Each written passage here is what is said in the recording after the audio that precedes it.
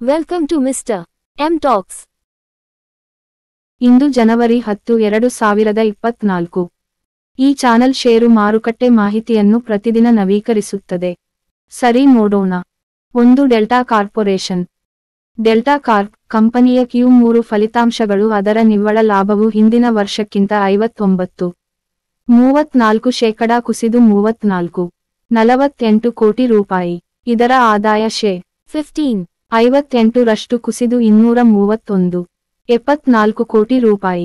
Casino ಮತ್ತು online ಗೇಮಿಂಗ್ನಲ್ಲಿ ಕಂಪನಿಯ ಬಲವಾದ ವ್ಯಾಪಾರ ವಿಭಾಗಗಳು ತೀಕ್ಷ್ಣವಾದ ಆದಾಯದ ಕುಸಿತವನ್ನು ತೋರಿಸುತ್ತವೆ. 2. ಲುಪಿನ್ ಕಂಪನಿಯು ಬ್ರೋಮ್ಫೆನಾಕ್ ನೇತ್ರ ಪರಿಹಾರವನ್ನು ಬಿಡುಗಡೆ ಮಾಡುವುದಾಗಿ ಘೋಷಿಸಿತು. ಯುಎಸ್ FDA ಯಿಂದ ಅನುಮೋದನೆ ಪಡೆದ ನಂತರ ಯುಎಸ್ನಲ್ಲಿ 0.07%.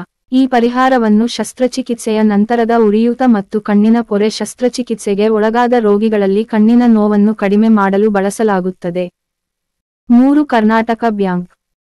ಕರ್ನಾಟಕ ಬ್ಯಾಂಕ್ ಡೈರಿ ರೈತರು ಮತ್ತು ಹಾಲು ಸೊಸೈಟಿಗಳ ಅಗತ್ಯತೆಗಳನ್ನು ಪೂರೈಸುವ ಹಣಕಾಸು ಸೇವೆಗಳನ್ನು ಒದಗಿಸಲು ಬ್ಯಾಂಕ್ ಫಿನ್ಟೆಕ್ ಕಂಪನಿ ಡಿಜಿವೃದ್ಧಿ (DGV) ಜೊತೆ ಪಾಲುದಾರಿಕೆಯನ್ನು ಘೋಷಿಸಿದೆ.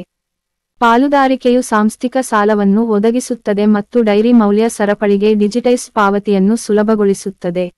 4. ಝೀ ಎಂಟರ್ಟೈನ್ಮೆಂಟ್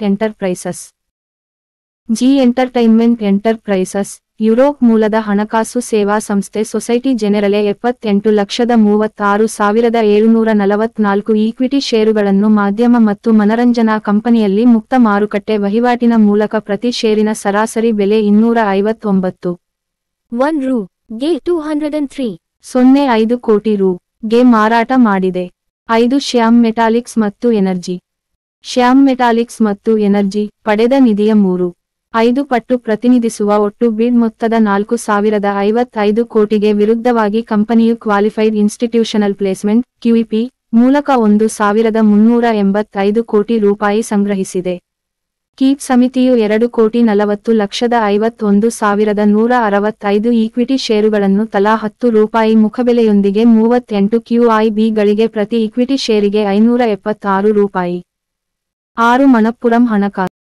ಮಣಪ್ಪುರಂ ಹಣಕಾಸು ಸೆಕ್ಯುರಿಟೀಸ್ ಮತ್ತು exchange board of India SEBI ಅಂಗಸಂಸ್ಥೆ ಆಶೀರ್ವಾದ್ ಮೈಕ್ರೋ ಫೈನಾನ್ಸ್ನ ಸಾರ್ವಜನಿಕ ಕೊಡುಗೆಯನ್ನು ತಡೆಹಿಡಿದ ನಂತರ ಮಣಪ್ಪುರಂ ಫೈನಾನ್ಸ್ನ ಷೇರುಗಳು ಜನವರಿ 10 ರಂದು ಆರಂಭಿಕ ವಹಿವಾಟಿನಲ್ಲಿ 7% ರಷ್ಟು ಕುಸಿದವು.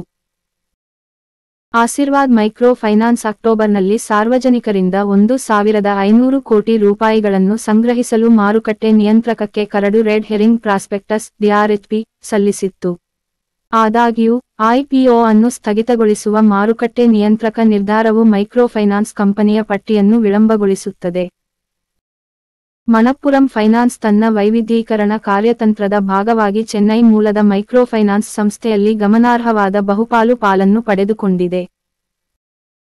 ಮಣಪ್ಪುರಂ ಫೈನಾನ್ಸ್ ಮೊದಲ ಬಾರಿಗೆ ಫೆಬ್ರವರಿ 2015 ರಲ್ಲಿ ಆಶೀರ್ವಾದ್ ಮೈಕ್ರೋ ಫೈನಾನ್ಸ್ನಲ್ಲಿ 71% ಪಡೆದುಕೊಂಡಿತು ಮತ್ತು ಜೂನ್ 2022 ರಲ್ಲಿ ಅದನ್ನು 95%ಕ್ಕೆ ಏರಿಸಿತು.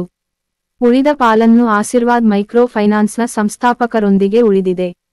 ಘೋಷಣೆ. ಮಾಹಿತಿಯು ಶೈಕ್ಷಣಿಕ ಉದ್ದೇಶಕ್ಕಾಗಿ ಮಾತ್ರ. ನಾನು ಸೆಬಿ ನೋಂದಾಯಿತ ವ್ಯಕ್ತಿಯಲ್ಲ.